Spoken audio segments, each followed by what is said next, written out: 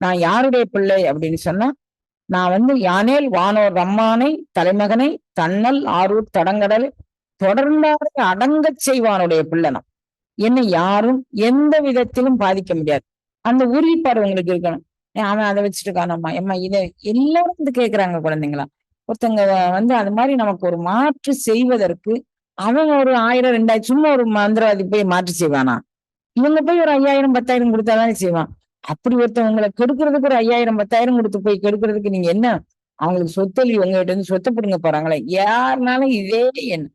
இந்த மாதிரி ஒரு எண்ணமே நம்ம மனசுக்குள்ள வரக்கூடாது குழந்தைங்களா. இந்த எண்ணமே நம்ம சிந்தனைக்குள்ள வரக்கூடாது. நான் வந்து பேரண்ட நாயகனுடைய குழந்தை, என்னை யாரும் எதுவும் செய்ய முடியாது. அந்த மாதிரி உங்களுக்கு ஒரு துடிப்பு இருக்கணும். மனதுக்குள்ள உங்களுக்கு ஒரு உறுதிப்பாடு இருக்கணும். அப்படி உறுதிப்பாடு இருந்தாதான் இந்த இது. அது எதுல வரும் அப்படின்னா, நீங்க வாசி பண்ணீங்கன்னா வந்துரும். இப்போ நீங்க வந்து வாசிக்க நான் உங்களை கூட்டிட்டு போறேன் குழந்தைங்களா. எப்படி கூட்டிட்டு போறேன் பாருங்க. வலது கை இருக்குல்லம்மா, இங்க பாருங்க எல்லாரும் வலது கையை பாருங்க.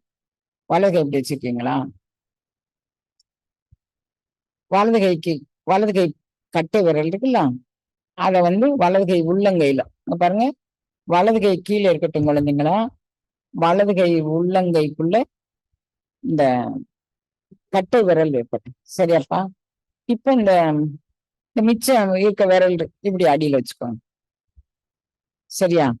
இப்படி வச்சுட்டு இதுக்கு மேல இந்த பாருங்க, இது தெரிய மாட்டோங்க. தெரியுதா? உங்க எல்லாருக்கும் தெரியுதா?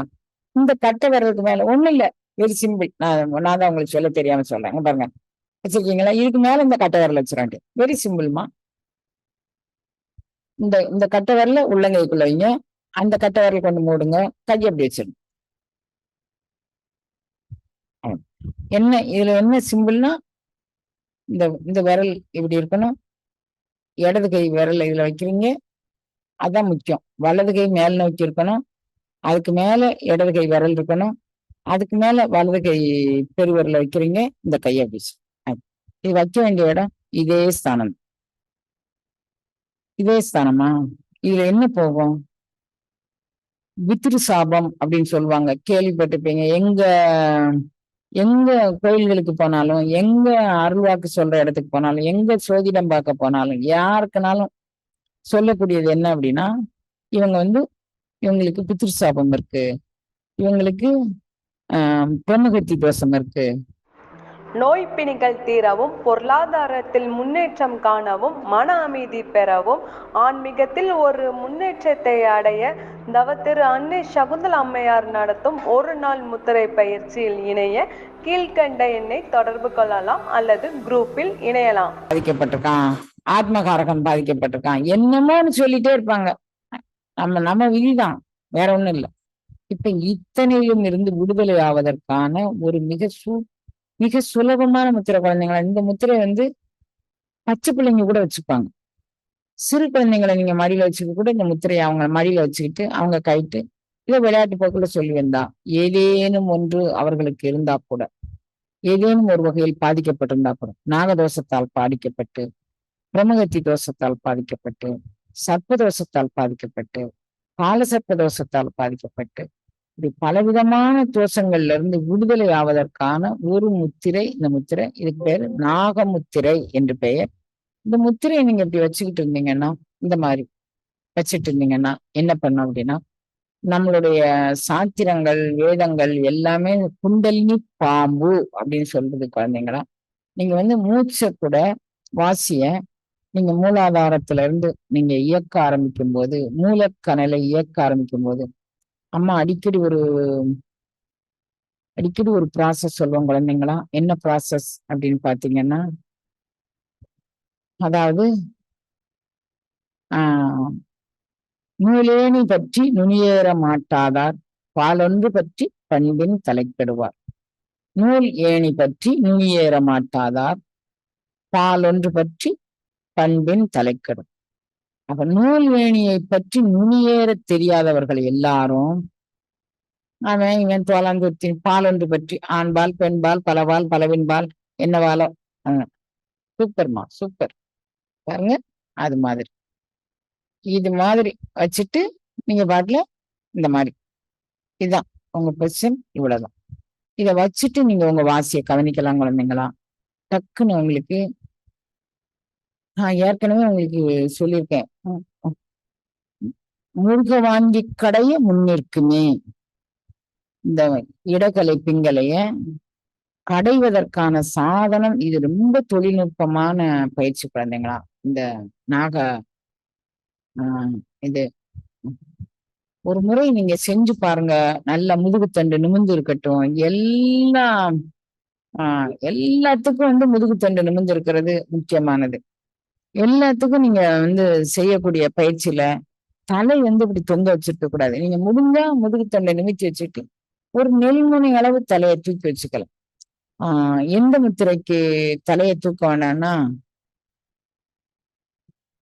கணேச முத்திரை இருக்கு பாருங்க, அதுக்கு நீங்க தலையை தூக்க வேண்டிய அவசியம் இல்லை. அப்புறம் மேருதண்ட முத்திரைக்கு நீங்க தலையை தூக்கி வச்சிருக்கணும்னு அவசியம் இல்லை குழந்தைங்களும். இந்த ரெண்டுக்கும் மீதி எல்லாத்துக்கும் நீங்க தலையை தூக்கி வச்சிருந்து செய்யலாம். தலையை தூக்குனா இப்படியெல்லாம் சாய்க்க வேணாங்க. ஒரு நெல்முனை அளவு, ஒரு 2 நெல்முனை அளவு லேசா அப்படியே நீங்க வச்சுட்டு இதை செய்யலாம் குழந்தைங்களா. நோய் பிணிகள் தீரவும், பொருளாதாரத்தில் முன்னேற்றம் காணவும், மன அமைதி பெறவும், ஆன்மீகத்தில் ஒரு முன்னேற்றத்தை அடைய தவத்திரு அன்னை சகுந்தலா அம்மையார் நடத்தும் ஒரு நாள் முத்திரை பயிற்சியில் இணைய கீழ்கண்ட எண்ணை தொடர்பு கொள்ளலாம் அல்லது குரூப்பில் இணையலாம். எல்லாரும் நம்மளுடைய முன்னோர்கள் யார் நாம யாருக்கு இடையூறு பண்ணமோ அவங்க நமக்கு என்ன சாபம் கொடுத்தாங்களோ அதுல இருந்து நாம விடுதலை அடைவதற்கான ஒரு தக்க தருணம் குழந்தைங்களா. இது முன்னோர்கள் போட்ட சாபம். யாருக்கும் பட்டுன்னு சாபம் போட்டுறாங்க. அந்த சாபத்தினுடைய விளைவு அவர்களுக்கும் உண்டு. ஈக்குவல் அண்ட் ஆப்போசிட் தான். எந்த வினைக்கும் எதிர்வினை ஈக்குவல் அண்ட் ஆப்போசிட் தான். நான் சாபம் போட்டுட்டு நான் பெரிய ஆள் ஆயிட்டேன், அவன் கஷ்டப்பட்டான் பாரு அப்படின்னா, நீ கொடுத்த சாபத்தினுடைய பலன் உன்னுடைய ஒவ்வொரு நாடி நரம்பிலும் நின்று உன்னுடைய மனதையும் உன்னுடைய உடலையும் உன்னுடைய உணர்வையும் அது இம்சப்படுத்திக்கிட்டே இருக்கும் குழந்தைங்களா. நீங்க சாபம் போடுறது ஒரு பெரிய காரியம் இல்லை.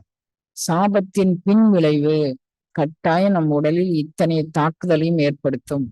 அதிலிருந்து விடுதலை பெற்றாலொழிய நாம் ஆன்ம லாபத்தை சம்பாதிக்க முடியாது. அந்த ஆன்ம லாபம் பெறுவதற்கு நம்மளுடைய இத்தனை சாபங்களிலிருந்து நம்ம விடுதலை ஆகணும். அதுக்கான முத்திரை தான் இந்த முத்திரை. அதனால இதை இடையீடு இல்லாமல் இதை நீங்க செஞ்சு வந்தீங்கன்னா ரொம்ப நான் முத்திரைகள் நோய் நீங்குவதற்குன்னு தான் முதல்ல போட்டேன்.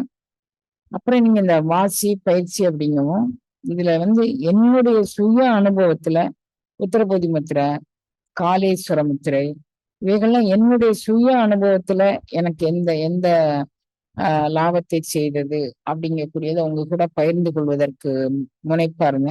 அப்புறம் ஒவ்வொரு முத்திரையாக திருவருள் இந்த நாகமுத்திரை இன்றைக்கு உங்களுக்கு உணர்த்த சொல்லி திருவருள் திட்டம். அப்ப நாகமுத்திரையினுடைய ரகசியம் என்ன அப்படிங்கும்போது அதுவும் திருவருளே இவ்வளவு சாபத்திலும் இருந்து அது விடுதலை பண்ணி தருது. அது எல்லாருமே நம்ம எல்லாருக்கும் யாருமே ராஜம்சத்துல இருக்கிறவங்க எதுக்கு கண்ணு பிறந்திருக்கிறோம்? ராஜம்சத்துல இருக்கக்கூடிய இறைவனுடைய திருவடியில எல்லாம் இருந்துகிட்டே இருப்பாங்க. எல்லாரும் நம்ம எல்லாருமே பிறந்துட்டோம் பூமியில.